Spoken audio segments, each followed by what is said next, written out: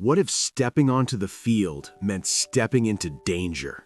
What if one name across from you was enough to change the entire game plan? For decades, the Pittsburgh Steelers didn't just play defense, they imposed it. They didn't ask for respect, they took it. Every snap carried tension, every collision carried consequence. Opponents didn't just prepare for schemes, they prepared for impact. These weren't just great players, they were warnings. Men who made quarterbacks rush throws before pressure even arrived. Receivers who heard footsteps before the ball touched their hands. Running backs who hesitated for a split second and paid for it. Tonight, we're not talking about stats. We're not talking about championships. We're talking about fear. This is the countdown of the 10 most feared Steelers ever. The players nobody wanted to face. The names that changed how the NFL approached Pittsburgh football. And when we reach number 1, you'll understand why some legends don't need to speak to be remembered. Welcome to Black and Gold Legacy, where Steelers history isn't just told, it's felt. If you respect real football, real toughness, and the legacy of intimidation that built this franchise, hit like, share this with Steeler Nation, and subscribe for more deep dives into Black and Gold history. Now buckle up, because fear starts now. Number 10, Joey Porter.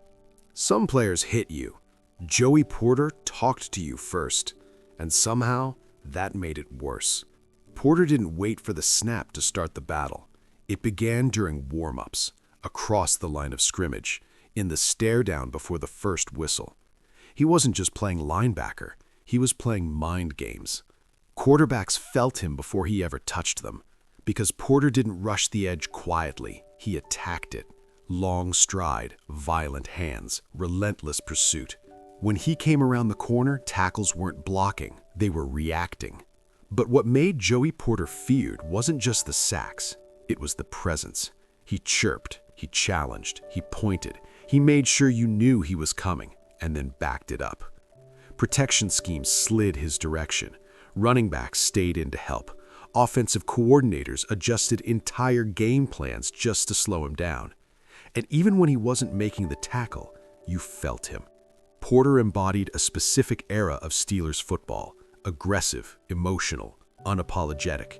He didn't hide intensity, he amplified it. Teammates fed off it, opponents tried to ignore it. Few players combined psychological warfare with physical pressure the way Joey Porter did. He wasn't the most dominant on this list, but he was one of the loudest warnings. And when number 55 lined up across from you, you knew the game was about to get uncomfortable. That's why Joey Porter lands at number 10. Number 9, Kevin Greene. Some pass rushers chase sacks. Kevin Greene hunted quarterbacks. He didn't rush the edge, he attacked it. Long hair flying, eyes locked, motors screaming from the first snap to the last. Greene didn't slow down in the fourth quarter, he accelerated. If the first move didn't win, the second would. If the second didn't win, the third would. He made offensive tackles uncomfortable, then exhausted, then beaten. What made Kevin Greene feared wasn't just production, it was persistence. You couldn't relax against him. You couldn't assume the play was over. Quarterbacks didn't just feel pressure, they felt pursuit, the kind that doesn't stop until the whistle blows. Protection schemes shifted his direction. Tight ends chipped early, running backs stayed home instead of releasing into routes. And even when he didn't get the sack, the pocket collapsed because of him. That's influence, that's fear. In just 3 seasons in Pittsburgh, Greene turned Blitzburgh from aggressive to relentless. 35 sacks in black and gold, over 160 in his career. Hall of Fame level dominance. But stats don't capture the feeling. The feeling was this: if you held the ball too long, Kevin Greene would find you. And when he did, he didn't arrive quietly. He arrived violently. That's why Kevin Greene comes in at number 9. Number 8, TJ Watt. Some defenders react. TJ Watt dictates. From the moment he lines up, the offense adjusts. Slide protection, keep the tight end in, chip with the running back. And even then, it's not enough. Watt doesn't just rush the passer, he hunts the moment. Explosive first step, violent hands, relentless pursuit. He doesn't need 10 seconds to effect a play. Sometimes it takes one move, sometimes half a second. The pocket collapses before the quarterback finishes reading the coverage. And when Watt gets there, it's not subtle, it's sudden, it's disruptive. It changes the drive. What makes TJ Watt feared isn't just the sack totals, though they're historic. It's the consistency. Year after year, game after game, he's around the ball. Forced fumbles, strip sacks, game-changing plays when the Steelers need them most. Quarterbacks don't just worry about him, they rush because of him. You can see it. Shorter drops, faster throws, hesitation. He doesn't talk much. He doesn't need to. Because when number 90 bends the edge, everyone in the stadium knows what's coming. And yet, they still can't stop it. That's modern fear. And that's why TJ Watt lands at number 8. Number 7. Hines Ward. Most wide receivers want separation. Hines Ward wanted contact. He didn't just run routes, he ran through people. Defensive backs didn't fear Hines Ward because of his speed, they feared him because of his smile. That smile meant one thing: a block was coming. Ward played wide receiver like a linebacker in disguise. He didn't wait for the ball to come his way to make an impact. He searched for defenders, he hunted safeties, he punished corners who weren't looking. Cross the middle? Fine. But if Ward was nearby, you weren't the only one delivering a hit. He blindsided linebackers, flattened defensive backs, cleared lanes with pure force, and he did it legally, just inside the edge of brutality. There's a reason rules were adjusted, because Hines Ward changed how defenders approached a receiver. They didn't just cover him, they braced for him. What made Ward feared wasn't size, it wasn't trash talk, it was willingness. Willingness to hit, willingness to finish, willingness to turn a routine play into a collision. In a league where wide receivers avoid contact, Hines Ward embraced it. And that's why number 86 wasn't just respected, he was feared. That's why Hines Ward lands at number 7. Number 6. Mel Blount. Before receivers worried about safeties, they worried about surviving the first 5 yards. Mel Blount didn't just cover wide receivers, he controlled them. 6'3", physical, unapologetic. Blount turned the line of scrimmage into a battleground. The moment a receiver released into his route, contact followed. Timing routes collapsed, confidence disappeared. He didn't react to offenses, he dictated them. Quarterbacks hesitated because they knew one thing: if the throw floated even slightly, Blount would arrive with authority. And when he hit you, it echoed. Not reckless, not out of control, calculated. Physical dominance delivered within the rules, until the rules changed. That's what made Mel Blount different. The league didn't just adjust its strategy, it adjusted its rule book. The Mel Blount rule limited contact downfield because one man was redefining how physical cornerback play could be. Very few players forced the NFL to evolve. Blount did. What made him feared wasn't just size, it was control. He decided when the route began. He decided when the play ended. Receivers didn't focus on catching the ball, they focused on bracing for impact.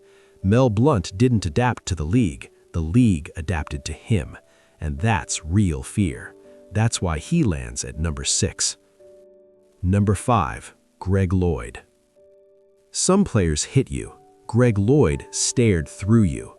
Cold eyes, no smile, no emotion, just presence. Before the ball was even snapped, Lloyd had already won part of the battle. He didn't need to speak, though when he did, it carried weight. He didn't need theatrics. His posture said enough. This was going to hurt. Lloyd attacked the edge with violence that felt personal. He didn't glide around tackles, he crashed through them. He didn't ease into contact, he delivered it. Tight ends struggled to contain him. Running backs absorbed punishment trying to slow him down. And quarterbacks? They felt the pressure before it arrived. What made Greg Lloyd feared wasn't just the sacks, it was the tone. He said it. Practices were harder because of him. Games were nastier because of him. Offenses adjusted their protection not just because he was fast, but because he was relentless. He played with a controlled anger that fit Pittsburgh perfectly. Aggressive, unapologetic, unshaken. And when Lloyd locked onto a play, he finished it. There was no hesitation, no soft landing, just force. Opponents didn't just prepare for Greg Lloyd, they anticipated him. Because when number 95 lined up across from you, you knew one thing: he wasn't backing down. That's why Greg Lloyd comes in at number 5. Number 4, Jack Lambert. Before intimidation became strategy, it had a face. No smile, no mercy, no apologies. Jack Lambert didn't just play linebacker, he enforced football. With missing teeth and piercing eyes, Lambert didn't need to shout to be heard. His presence alone silenced offenses. Quarterbacks saw him across the line and understood immediately this wasn't going to be comfortable. Lambert ruled the middle of the field, not with chaos, with control. He diagnosed plays before they developed. He filled gaps with bad intentions. He arrived at the exact moment the ball did, and when he hit you, the play didn't continue, it ended. What made Jack Lambert truly feared wasn't just how hard he tackled, it was when he tackled. Third down, goal line, momentum shifting, that's when Lambert showed up. Receivers crossing the middle understood the risk. Running backs braced themselves before contact. Quarterbacks rushed throws simply because he existed. He didn't chase highlights, he chased authority. And when he lined up, you knew the defense belonged to him. Lambert embodied everything Steelers football stood for: discipline wrapped in violence, intensity without panic, fury without recklessness. You didn't try to outplay Jack Lambert, you tried to survive him, and that's why he lands at number 4. Number 3, James Harrison. There are hard hitters, and then there is James Harrison. Undrafted, overlooked, cut multiple times. He entered the league with nothing promised and played like he was trying to take something from it every snap. Harrison didn't just rush quarterbacks, he punished them. When number 92 turned the corner, it wasn't finesse, it was force. Quarterbacks didn't get sacked, they got driven into the turf. Running backs didn't fall forward, they stopped moving. What made James Harrison feared wasn't just power, it was intent. Every collision felt deliberate, every tackle felt personal. He didn't wrap up gently and let the play die. He arrived with violence and finished with authority. Offensive linemen struggled just to slow him down. Tight ends braced for impact before contact even happened. And when Harrison locked onto the football, he ripped it out. Forced fumbles, momentum swings, game-changing moments delivered with ruthless consistency. And then there was the play. The Super Bowl interception return. 100 yards, pure will, pure exhaustion, pure dominance. That wasn't just a highlight, it was a declaration. James Harrison represented the extreme edge of Steelers football, discipline mixed with brutality, preparation mixed with rage. He didn't need speeches, he didn't need hype, he let the hits speak. Opponents didn't fear James Harrison because he talked tough, they feared him because they remembered the pain, and that's why he comes in at number 3. Number 2, Mean Joe Green.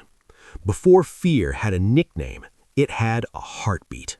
Mean Joe Green wasn't just a defensive tackle, he was the foundation of intimidation in Pittsburgh. When he lined up across from you, there was no confusion about what was coming. Explosive off the snap, violent at the point of attack. Green didn't engage blocks, he destroyed them. Offensive linemen didn't try to win against him, they tried to survive the play. He collapsed pockets before quarterbacks could set their feet. He disrupted runs before they found daylight. Plays didn't develop because Joe Green ended them at the line of scrimmage. But what truly made him feared wasn't just his strength, it was his presence, the glare, the posture, the silence before impact. Mean Joe didn't need to scream, his game spoke for him. He demanded excellence from teammates, he demanded respect from opponents. Entire offenses were designed to avoid him and still failed. Joe Green wasn't part of the steel curtain, he was the steel curtain. Every snap carried weight because he made it that way. Every collision felt heavier because it came from him. He didn't chase attention, he commanded it. And when he hit you, it felt like the entire defense arrived at once. Mean Joe Green didn't just create fear, he institutionalized it. And that's why he stands at number 2. Number 1, Troy Polamalu. You couldn't prepare for Troy Polamalu. You could study film all week, draw up protections, double-check assignments, and it still wouldn't matter. Because Troy didn't play by the rules of predictability. He played by instinct. One moment, he stood still before the snap, calm, unreadable. The next, he was flying over the line of scrimmage, crashing into the backfield before the quarterback finished his drop. He didn't just hit you, he surprised you. That's what made him feared. You never knew where he was coming from. Deep safety, linebacker depth, edge rusher, slot defender. He aligned everywhere and nowhere. Offenses didn't just account for him, they worried about him. Because when Troy moved, chaos followed. His hits weren't reckless, they were surgical, perfectly timed, perfectly placed, arriving at the exact second the ball did. He attacked the football the same way he attacked the man holding it, with urgency, violence, and purpose. Quarterbacks didn't fear sacks, they feared losing control of the game, and that's what Polamalu did. He disrupted rhythm, he stole possessions, he shifted momentum in a single play. The kind of defender who could flip a playoff game with one instinctive leap. He didn't need to talk, he didn't need to posture. He let unpredictability become intimidation. Opponents feared Troy Polamalu because he removed certainty. And in football, certainty is everything. When number 43 was on the field, nothing felt safe. Not the pocket, not the middle, not the scoreboard. Fear isn't always loud. Sometimes it's silent until it strikes. And that's why, when people talk about the most feared Steelers ever, they start with Troy Polamalu. Fear isn't just about impact. It's about memory. The hesitation before the snap, the footsteps behind a receiver, the pressure building in the pocket before it collapses. These weren't just great Steelers, they were warnings. From Joey Porter's mind games, to Kevin Green's relentless motor, to TJ Watt's modern dominance, to Hines Ward turning receivers into blockers' nightmares, to Mel Blount forcing the league to rewrite its rules, to Greg Lloyd's stare that shook offenses, to Jack Lambert enforcing football without apology, to James Harrison delivering punishment with intent, to Mean Joe Green building the very foundation of intimidation, and finally, to Troy Polamalu, the chaos no one could prepare for. Each one changed how opponents approached Pittsburgh. Each one made the NFL adjust. Each one made black and gold feared. Because in Pittsburgh, fear isn't accidental, it's earned, snap by snap, hit by hit, era by era. And that's what separates Steelers football from the rest of the league. It's not just toughness, it's presence, it's identity. It's the understanding that when you face Pittsburgh, you're stepping into something different. At Black and Gold Legacy, we don't just count rankings. We revisit the players who shaped the emotion of this franchise, the men who turned games into statements and opponents into survivors.